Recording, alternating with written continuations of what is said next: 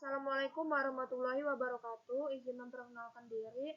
Nama Amanda Kalisa Putri, NPM 22755163, Prodi 5E Akuntansi Perpajakan.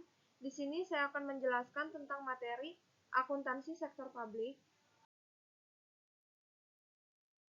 akuntansi pemerintah dan siklus akuntansi daerah. Reformasi akuntansi pemerintah. Sebelum 2003, akuntansi tradisional yang berbasis kas dan single entry. Pada tahun 2003 sampai dengan 2004, Undang-Undang Keuangan Negara dan Undang-Undang Perbendaharaan Negara. Pada tahun 2005 sampai dengan sekarang, akuntansi modern berbasis akrual dan double entry. Peraturan Pemerintah Nomor 71 Tahun 2010 (PSAP). Pengertian akuntansi pemerintahan menurut Halim tahun 2007. Akuntansi pemerintahan adalah sebuah kegiatan jasa dalam rangka menyediakan informasi kuantitatif, terutama bersifat keuangan, dari entitas pemerintah guna pengembalian keputusan ekonomi yang netral dari pihak-pihak berkepentingan atas berbagai alternatif tindakan. Sistem akuntansi pemerintahan merupakan serangkaian prosedur mulai dari pengumpulan data, pencatatan, pengikhtisaran, dan pelaporan posisi keuangan dan operasi keuangan pemerintahan daerah. Standar akuntansi pemerintahan. Peraturan Pemerintahan Nomor 71 Tahun 2010 tentang Standar Akuntansi Pemerintahan atau SAP. SAP adalah prinsip-prinsip akuntansi yang diterapkan dalam menyusun dan menyajikan laporan keuangan pemerintah. Dalam Peraturan Pemerintahan 71 Tahun 2010 tentang Standar Akuntansi Pemerintah terdapat 3 lampiran, yaitu lampiran pertama tentang Standar Akuntansi Pemerintahan yang berbasis akrual, lampiran kedua tentang Standar Akuntansi Pemerintah berbasis kas menuju akrual, dan lampiran ketiga tentang proses penyusunan standar akuntansi pemerintah yang berbasis akrual. Standar akuntansi pemerintah. Lampiran pertama, standar akuntansi pemerintah berbasis akrual berisi tentang yang pertama, kerangka konseptual akuntansi pemerintah. Yang kedua, PSAP 01, penyajian laporan keuangan. Yang ketiga, PSAP 02, laporan realisasi anggaran berbasis kas. Yang keempat, PSAP 03, laporan arus kas. 5. PSAP 04, catatan atas laporan keuangan. Yang keenam, PSAP 05, akuntansi persediaan. Yang ketujuh, PSAP 06, akuntansi investasi. Yang ke-8, PSAP 07, akuntansi aset tetap. Yang ke-9, PSAP 08, akuntansi konstruksi dalam pengerjaan. Yang ke-10, PSAP 09, akuntansi kewajiban. Yang ke-11, PSAP 10, koreksi kesalahan, perubahan kebijakan akuntansi, dan perubahan estimasi akuntansi dan operasi yang tidak dilanjutkan. Ke-12, PSAP 11, laporan keuangan konsolidasi. Dan yang ke-13, PSAP 12, laporan operasional. Standar akuntansi pemerintah. Standar akuntansi pemerintah atau SAP dikembangkan oleh Komite Standar Akuntansi Pemerintah atau KSAP. Kerangka konseptual akuntansi pemerintah adalah konsep dasar penyusunan dan pengembangan SAP. SAP merupakan acuan bagi KSAP menyusun laporan keuangan, pemeriksaan, dan penggunaan laporan keuangan dalam mencari pemecahan atas sesuatu masalah yang belum diatur dalam Pernyataan Standar Akuntansi Pemerintah. Interpretasi Pernyataan Standar Akuntansi Pemerintah yang selanjutnya disingkat IFSAP adalah penjelasan klasifikasi lebih lanjut atas PSAP. Peranan laporan keuangan daerah. Yang pertama, akuntabilitas, manajemen, transparansi, keseimbangan generasi.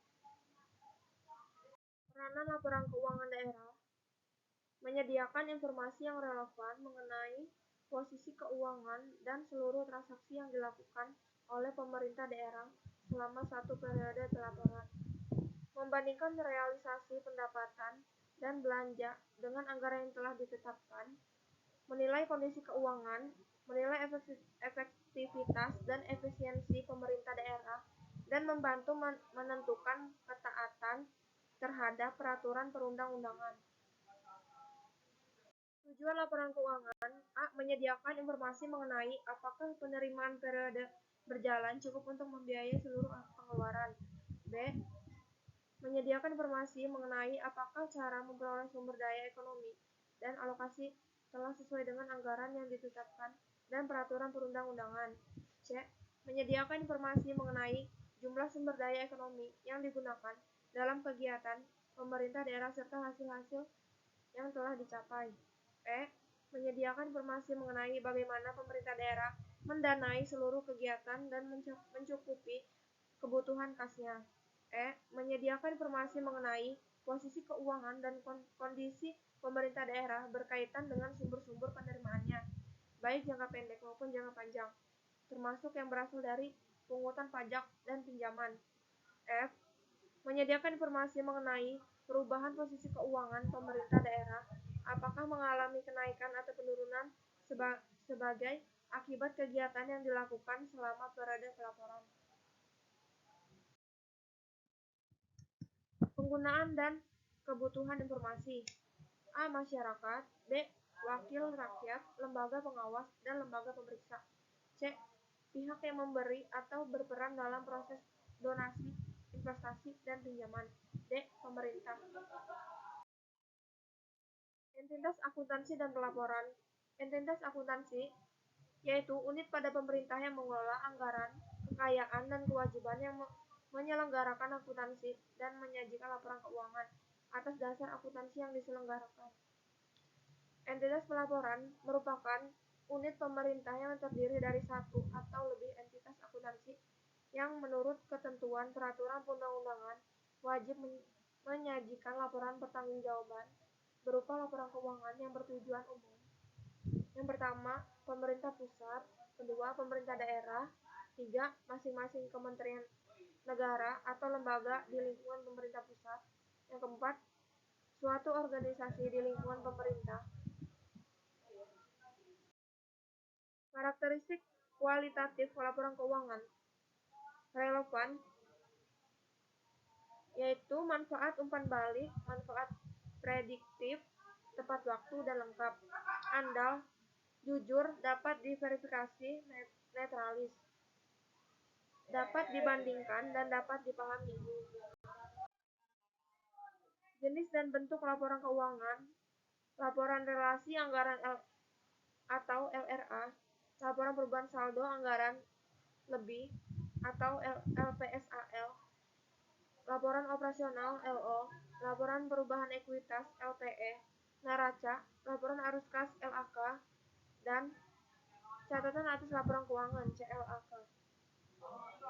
Prinsip akuntansi dan pelaporan keuangan yang berbasis akuntansi, prinsip nilai historis, prinsip realisasi, prinsip substansi mengguling bentuk formal atau substance over form, prinsip periodisitas, prinsip konsisten, prinsip pengungkapan lengkap, prinsip penyajian wajar. Keterkaitan antara laporan keuangan: yang pertama laporan operasional, laporan perubahan ekuitas, neraca, LRA, dan laporan perubahan SAL.